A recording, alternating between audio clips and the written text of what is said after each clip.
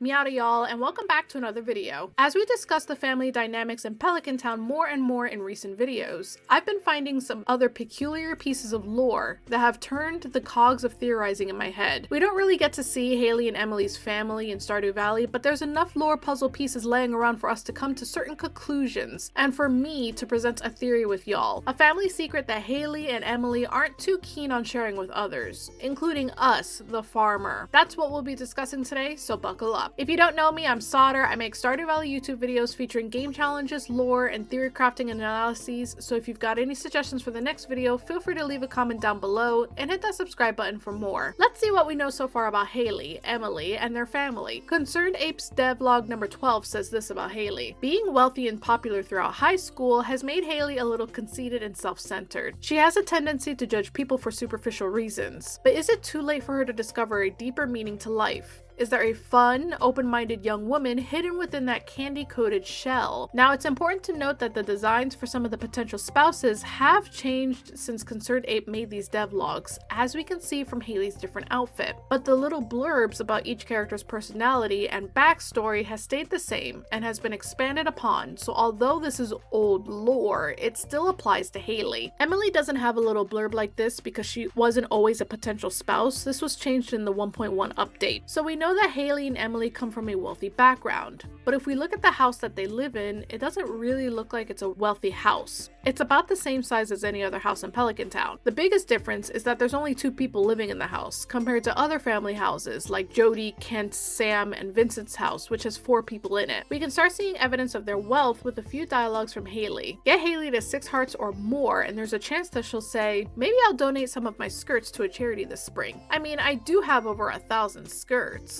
What? 1,000 skirts? That's pretty crazy. It's hard for us to determine the price of clothes in Stardew Valley because we either make it ourselves or we find it somewhere, but we could look at the Hat Mouse's inventory. I know the Adventurers Guild also sells shoes, but I'm going to consider this as equipment rather than normal clothes because they're imbued with magical properties to help with defeating monsters, so I don't think the price is going to be too similar to normal clothes. You can get hats that are as low as 1,000 gold, like the good old cap from the Hat Mouse, or even as high as 25,000 like the Junimo or Jester hat. If we were to assume that all 1,000 of Haley's skirts were 1,000 gold each, that's 1 million gold just on skirts. That is not considering tops, dresses, accessories, undergarments, shoes, and everything else in her wardrobe. This is also assuming all of her skirts are all evenly 1,000 gold. Some could be cheaper, but many more could be more expensive. After 6 hearts, Haley also has a chance of saying, I'm thinking about donating a bunch of clothes. I must have 100 pairs of shoes. There is a crazy amount of consumption going on in the Haley-Emily household, and I think some people might bring up the possibility that the majority of her clothes are gifted, but considering how much Haley talks about shopping, I just don't believe it. I'm feeling an urge to go shopping.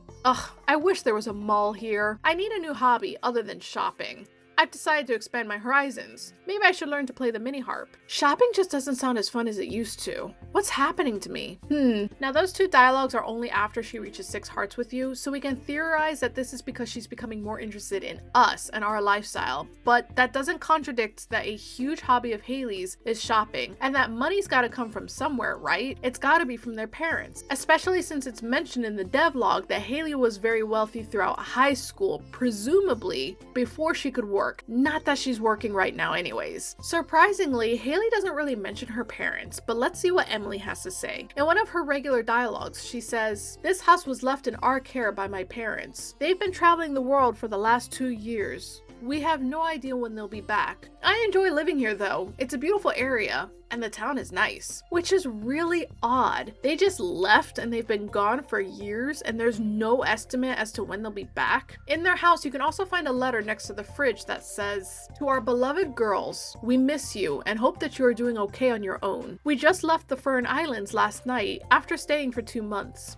It was a wonderful experience. Highly recommended. Make sure you eat healthy and don't forget to pay the electricity bill. Love, Mom and Dad. What do they mean by "we hope that you are doing okay on your own"? How often do their parents get updates on Haley and Emily? It's not exactly easy to send them a letter back when they're not even sure of their address, especially since they're constantly changing addresses. If Haley and Emily's parents aren't 100% in the loop with what they've been up to, and Haley is spending money left and right as if it's unlimited, and the parents have been away for 2 years, traveling and living lavishly, what's going on with the money? I've been under the impression that their parents left the house in their care and probably left some money to pay the bills, like the electricity bill that's mentioned in the letter. But how long was that money supposed to last? We've been told that they're wealthy, but we don't actually know how much money makes someone wealthy in Stardew Valley. They could be millionaires or they could be billionaires. Here's my theory for y'all. The money has run dry. Haley and Emily were left a lump sum of money to handle the bills and cover any expenses that have come up, but it's run dry. Emily states, "I work part-time at Gus's saloon. It pays the bills. Why does she need to work part-time to pay the bills if she comes from a wealthy family?" One could easily argue, well, Sauter, some people have jobs to contribute to their community or just to have something to do. But that's not what she said. She said it pays the bills. I'm just working at Gus's to make ends meet, but my real passion is tailoring. I made these clothes from scratch, see? She has way more interest in tailoring and fashion, as we can see during the Desert Festival and some of her heart events. But Sauter, maybe Emily just wants to help Gus out and paying the bills is just her way of saying that it's a mutually beneficial relationship. Alright, let's dig into this. Talk to Emily in the summer and she can say, "If I wasn't so busy, I'd come help you on the farm. But Gus would be upset if I had another job." However, get Emily to 6 hearts and she can say, "You know, I'm sure Gus would understand if I wanted to leave the saloon someday. There's so much out there. I can't stay a barmaid forever." This leads us to believe that once you marry Emily, she'll quit her job at the saloon, right? She moves in with you on the farm, so what bills does she have to pay? Wrong. After marrying Emily, she still works at the saloon. I'm going to visit town today, and later on, I'm going to help out at the saloon. Have a nice day. Surely we, the farmer, make enough money for Emily to not have to work at the saloon anymore. But what about Haley? Just because we marry Emily and Emily moves in with us doesn't mean that that house and all of its expenses disappear. Emily is still helping out with her family's bills. Emily can say as a regular dialogue, "I wish Haley would get a job or at least contribute to cooking and cleaning." I think she's hoping to marry someone rich. We don't ever see Haley get any type of job, part-time or full-time, even if you marry her. The bills have fallen onto Emily, and they follow her even after she moves out, gets married, and has 2 kids of her own. Haley and Emily's parents don't come back to relieve Emily of this burden. And let's go back to the whole Emily works part-time at the saloon. Is it really part-time? Before marrying her, her regular schedule has her leaving home to work at the saloon at 3:30 p.m. and she goes home for the night at 12:30 a.m. Don't worry though, on Tuesdays she does her aerobics class, so surely she doesn't have to go to work. Nope, wrong. She goes to work at 4 p.m. and leaves at 12:30 a.m. When it rains, 3:30 to 12:30. Fridays, 3:30 to 12:30. Let's go ahead and assume her shift starts at 4 p.m. and ends at 12 a.m. Those are 8-hour shifts. 7 days a week. The only time she's not working is when she's working at the Desert Festival, Fall 15 when she visits Sandy, and Winter 15 when she goes to the night market. Even on the day of her yearly doctor's appointment, Winter 11, she still heads to work after, from 4 p.m. to 12:30 a.m. That's 56 hours a week. She's actually doing a crazy amount of overtime. The only time when Emily's part-time job is actually part-time is after you marry her. She will work at the saloon on Mondays and Fridays from 3 p.m. to 10 p.m., which is 14 hours per week, while also taking care of potentially 2 kids at home and taking care of the house. Woof. The only possible reason why I can see Emily working this much is because she's supporting Haley and her family's household. She says to us, the farmer, multiple times that we shouldn't overwork ourselves and that we should prioritize our health over work. Don't overwork yourself or you might end up in Harvey's clinic. I know you pride yourself on your work, but don't overdo it today. Okay, honey? If I didn't have to work, I'd suggest we go on a nice picnic. Emily values time spent with family, working on her own projects and passions, and just enjoying life. These are her values. She doesn't enjoy working this much. She's only doing it because she feels like she has to. Remember her dialogue that she said before. You know, I'm sure Gus would understand if I wanted to leave the saloon someday. There's so much out there. I can't stay a barmaid forever. She has no intention of working at the saloon for the rest of her life, but as of right now, she doesn't feel like she has a choice. Not until her parents come back and relieve her of the burden of managing all of the family's finances. So what happens if we marry Haley? Surely, now that Haley's shopping isn't Emily's problem anymore, Emily won't have to keep working, right?